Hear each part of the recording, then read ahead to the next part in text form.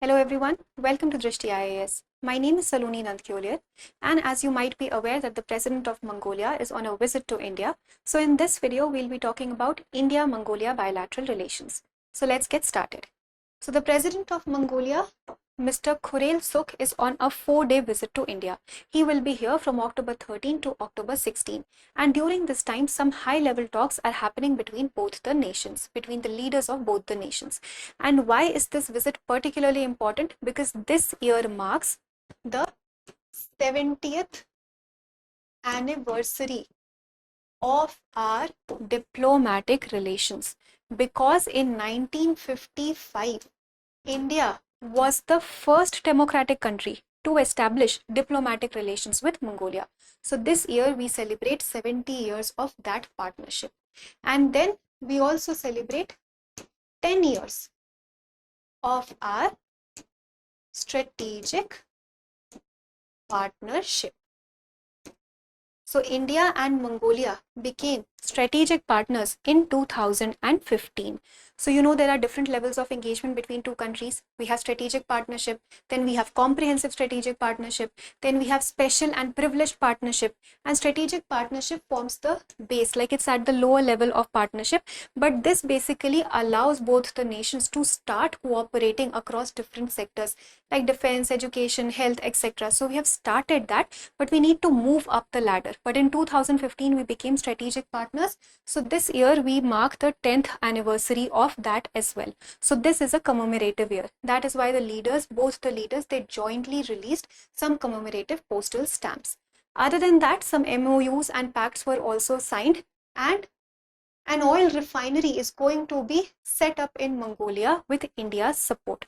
So India is going to provide 1.7 billion US dollars line of credit to Mongolia. So the first oil refinery in Mongolia is going to be developed with India's financial help.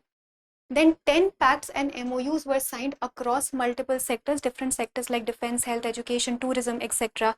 We also have free e-visas for Mongolian citizens to establish or to deepen or strengthen our people-to-people ties.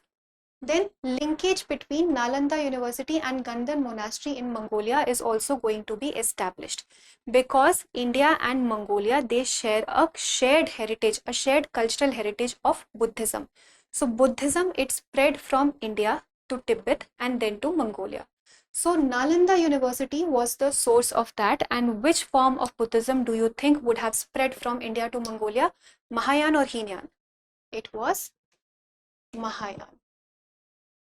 Mahayana and some forms of Vajrayana also, because the dominant tradition at Nalanda was Mahayana Buddhism. So Hinayan Buddhism you will basically see in Southeast Asian nations, but Mahayana Buddhism is something that you witness in Tibet and Mongolia. So with this, with the linkage between Nalanda University and Gandhar Monastery, we also wish to strengthen that shared heritage of Buddhism that we have, that both the countries enjoy. And India will also post a defense attaché in Ulaanbaatar. So what is an attaché? An attaché is basically a diplomat who is attached to a special embassy, and he or she holds a specific area of expertise.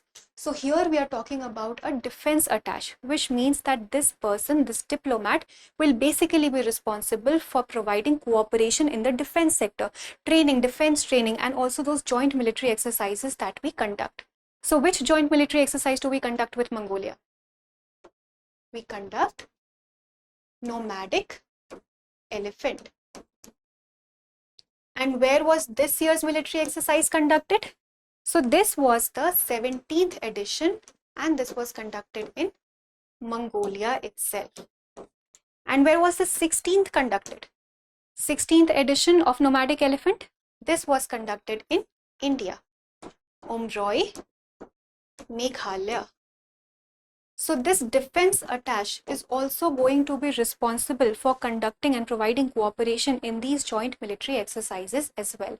So we have a shared cultural heritage with Mongolia. We want to strengthen our people-to-people ties. We are providing free e-visas to our Mongolian citizens as well.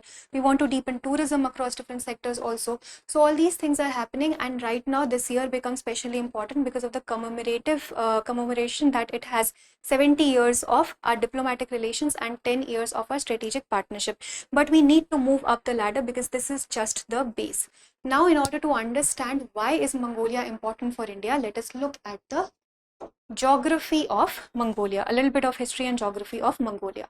So Mongolia is a landlocked country between China and Russia. This is landlocked. That is why Mongolia follows something which is known as the third neighbor policy. Third neighbor policy meaning Mongolia basically is landlocked between two neighbors, China and Russia. So it wants to focus on third neighbors, any other country with which it can establish friendly relations, any other country which is basically going to support Mongolia in times of need, diplomatic support, economic support, any type of support that it will need in the times of need. And these third neighbors are, they can be any country with which Mongolia has a friendly relation. So you have India, Japan, US, European Union countries, and etc. So this follows, Mongolia basically follows a third neighbor policy. Now Mongolia, it gained its independence in 1911 from the Qing dynasty of China. 1911 it got independence, and 1921 it was recognized internationally as a sovereign nation for the first time with the support of Soviet Union. But despite this, it follows a third neighbor policy because it does not want to increase its over-dependence on both these countries, because this is a landlocked country. That is why strengthening ties for India, strengthening ties with other countries becomes important from Mongolia. And why is it important for India? Because Mongolia is rich in natural resources, it is rich in rare earth minerals, and we know that China has tightened its export policies. So it is important for us to diversify our options and look for other markets as well to import these rare earth minerals from. So that we can do from Mongolia also. Other than this, we can also establish ourselves as a regional leader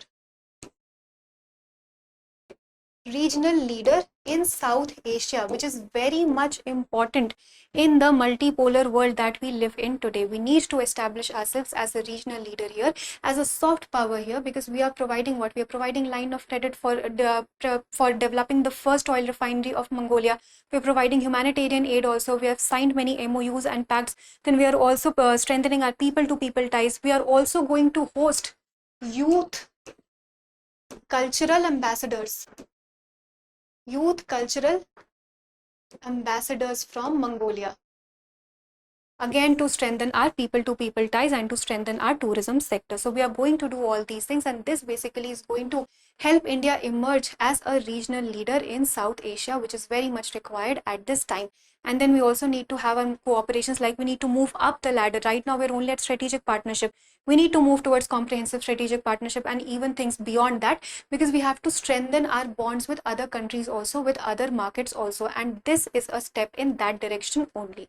So that is all for today's video. Right now there's just a couple of days now left. Let's see what else happens during this visit, and we'll cover that as well. But now let us practice a question for prelims. Now please attempt this question. Consider the following statements regarding the cultural relations between India and Mongolia. 1. Nalanda University played an important role in the spread of Mahayana Buddhism to Mongolia through Tibetan intermediaries. 2. Gandhan Monastery in Ulaanbaatar is historically associated with the Nalanda tradition. 3. Buddhism was introduced to Mongolia for the first time in the 20th century by Indian monks. Select the correct statements. A. 1 only, B. 1 and 2 only, C. 1, 2 and 3, or D. None. Please attempt this question and provide your answers in the comment section, and we will meet in a new video. Thank you for watching. For more informative content, like, share and subscribe, and do not forget to press the bell icon to get the notifications.